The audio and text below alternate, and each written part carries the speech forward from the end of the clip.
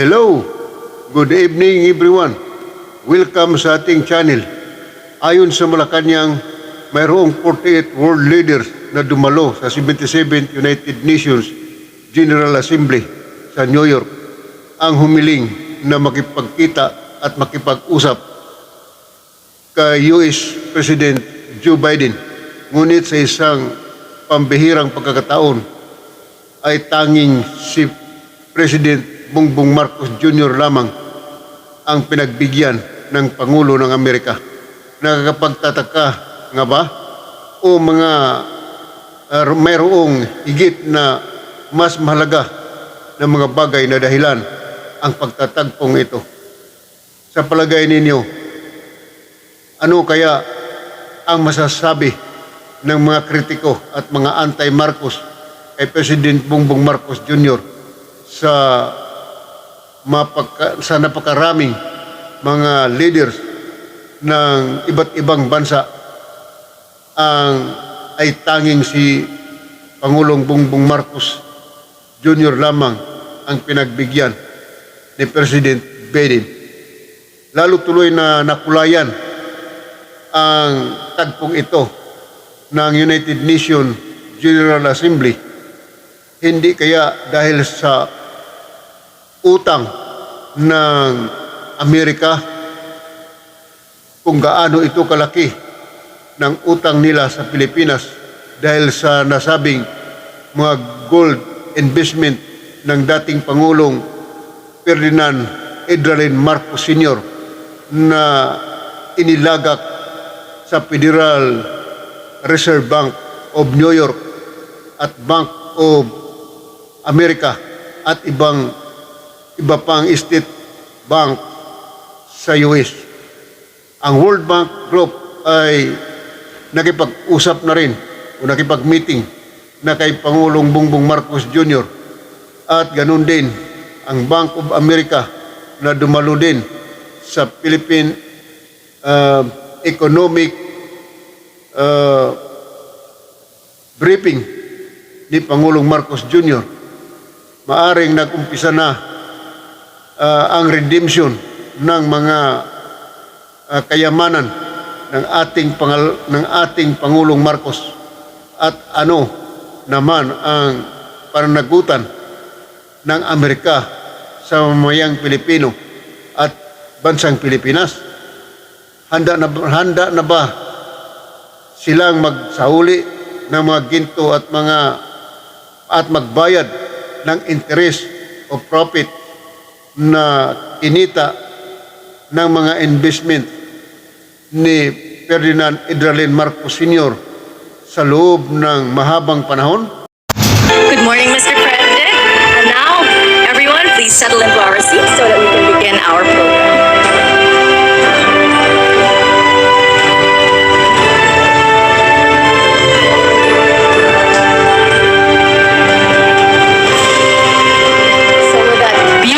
Introductory scoring. Welcome, ladies and gentlemen, to the Philippine Economic Briefing here in New York City.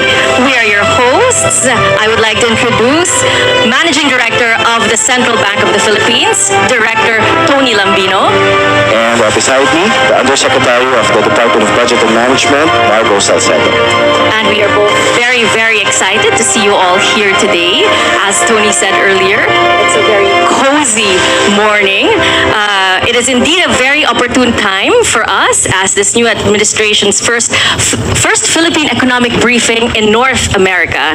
And to give you an overview. Yep, the Philippine Economic Briefing serves as a platform for the Philippine government to provide the international business and financial communities with updates on our country's robust economic performance and investment opportunities. Of course, this event was made possible with the generous support of our friends friends and partners here in New York, on behalf of the Philippine delegation and event organizers, the Department of Finance, and the Bangko Sentral ng Pilipinas, we would like to thank the Philippine Embassy in Washington, D.C., the Consulate and Philippine Trade Investment Center in New York, and the Philippine Permanent Mission to the United Nations. We are also grateful for our partner banks, Bank of America Securities, Goldman Sachs, HSBC, JP Morgan, Morgan Stanley, SMBC Nikko, Standard Chartered Bank, and UBS. To start the program, may we call on Mr. James Quigley, Executive Vice Chairman of International Corporate and Investment Banking, Bank of America, to deliver the welcome remarks.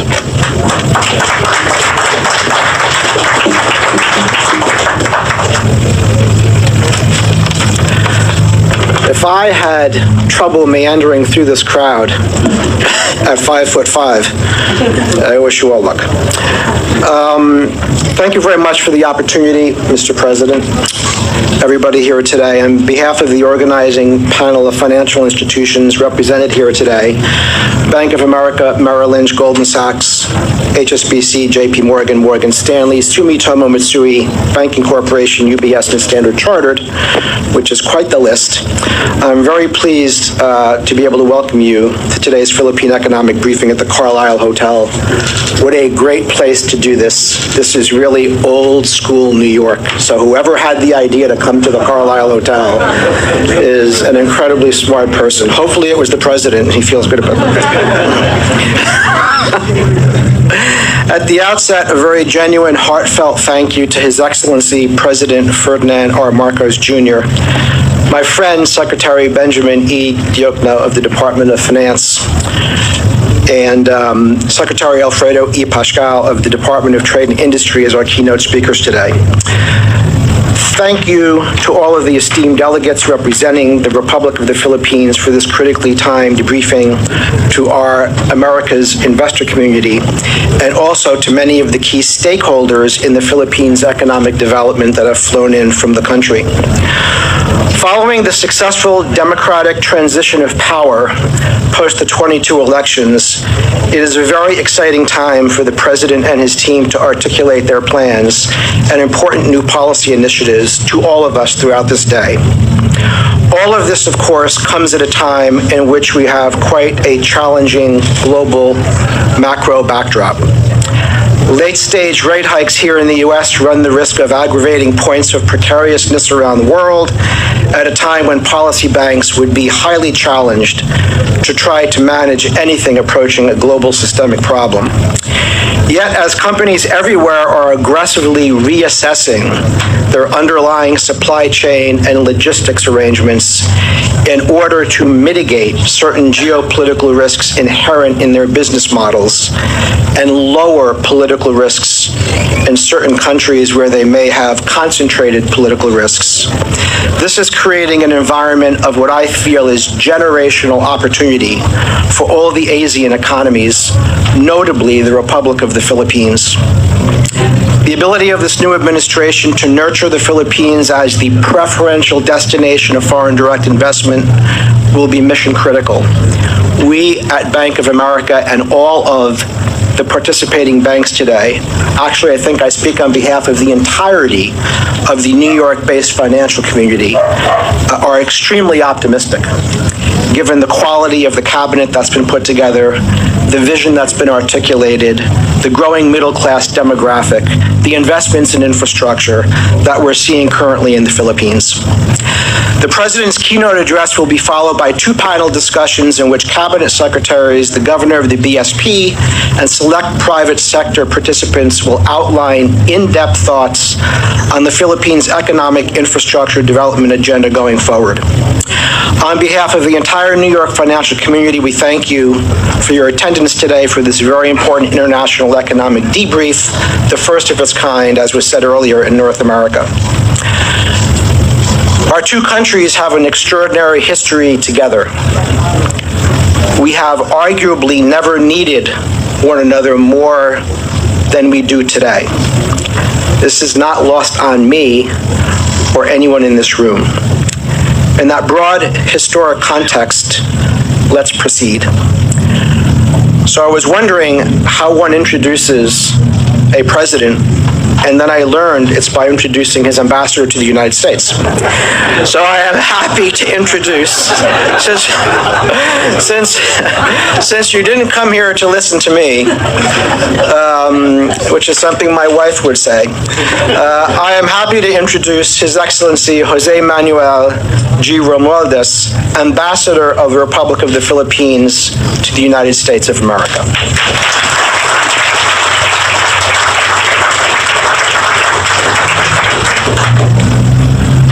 Well, thank you, Mr. Quigley.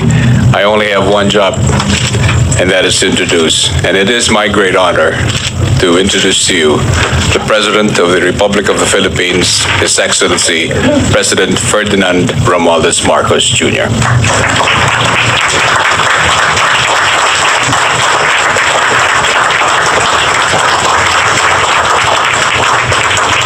Thank you very much to our ambassador for performing his single job remarkably well.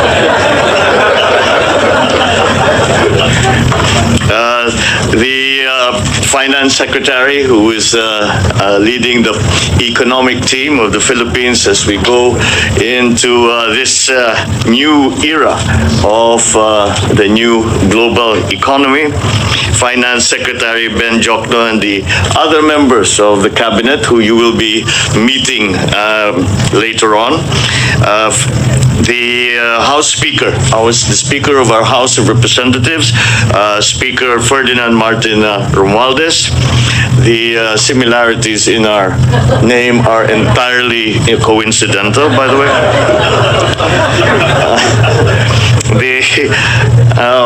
Thank you very much for the welcoming remarks of the Bank of America Executive Vice Chairman of International Corporate and Investment, Mr. James Quigley. All the distinguished guests, the members of our delegation, the members of especially the private sector participants in these briefings, all the distinguished guests, ladies and gentlemen. And it is as I walked in, I said, well, this is a very fine start to the day, as we have a completely full house. And for that, I thank you for your continuing interest in the Philippines, which we are touting as, and with great confidence, as Asia's fastest rising economic star. The United States and the Philippines have had long, strong, and enduring ties in trade, commerce, development, and in all other aspects of relationships between two sovereign nations. As today, the U.S. is our third largest trading partner and fourth major source of foreign direct investment. As we slowly rebuild the Philippine economy for rapid growth, we have created an even wider space for mutually beneficial investments. The Philippines is a reliable host for international partnerships. The country's favorable business climate is shored up by the sound macroeconomic fundamentals and a clear roadmap for economic recovery and sustained growth. The country is on its way to a strong recovery from the pandemic and a robust, broad-based growth in the next 6 years. In fact, our projected economic performance in the medium term is expected to surpass our regional neighbors. To secure the Philippines' bright economic future, my government will swing the doors even wider for high-value investments from both the domestic and international business communities, with a sharp focus on broad-based job creation, the expansion of digital infrastructure, research, and development. More investments mean higher economic activity and more quality jobs, and then a better life for Filipinos. We we have formulated a comprehensive 8-point socio-economic agenda that aims to dramatically cut poverty incidence and elevate the country to upper middle income status. Our socio-economic agenda charts out the government's policy and its different directions that it will use to tackle both near and medium-term priorities. In the near term, we will address the impact of growing inflationary pressures due to rising global prices of key commodities such as food and fuel. We will ensure domestic food security by boosting local food production and continue the provision of targeted support for sectors most affected by the rise in fuel prices. In the medium term, we will bolster job creation by intensifying investments in infrastructure and human capital development. And certainly, it is important that we exercise fiscal prudence in the fulfillment of this agenda. To this end, we are implementing the country's first ever medium-term fiscal framework. This is a fiscal consolidation strategy that will secure the fiscal stability of our macroeconomic fundamentals. Later on in the discussion, we can certainly go into a good deal more detail. We will continue our high investments in public infrastructure by harnessing our public-private partnerships mechanism. We will improve the interconnectivity of our transport networks by fast-tracking the development and enhancement of our railway systems, our airports, seaports, and road infrastructure. We will focus on agriculture as a strong driver for growth. An efficient and modern agriculture sector will ensure food security for all and reduce poverty incidence. We will also reinvigorate the tourism sector by investing in travel infrastructure and the promotion of the Filipino brand. With the Department of Tourism leading our efforts to revitalize both domestic and foreign tourism, we will ensure the safe reopening of tourist destinations and develop the Philippines' yet to be discovered attractions.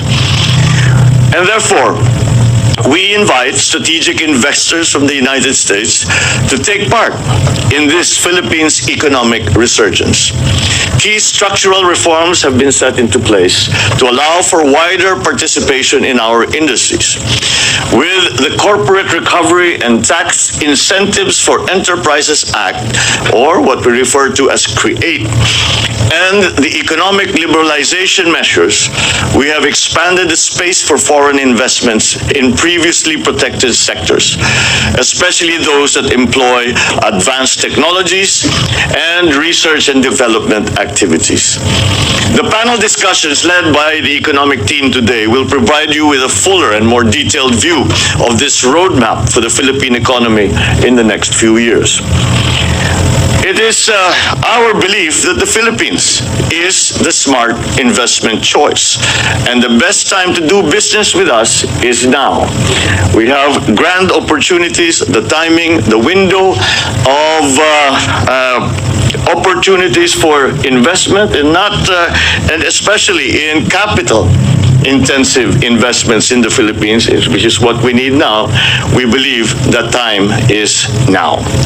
Thank you very much for your continuing interest, and thank you very much for joining us at this briefing, and I'm sure that it will be useful for both the side, from the Philippine side, both in the government side and in the private sector side, and for our potential U.S. investors. I look forward to seeing you all as we open your businesses back in the Philippines. Thank you and good morning.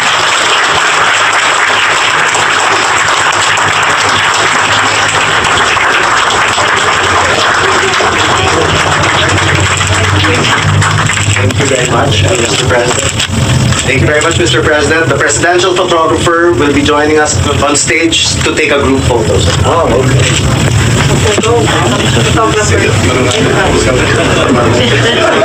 This audience is very lucky as the president has generously allowed us a photo opportunity with him. But since we're a little tight, the photographers will be the ones to go up on stage, and all you have to do is smile.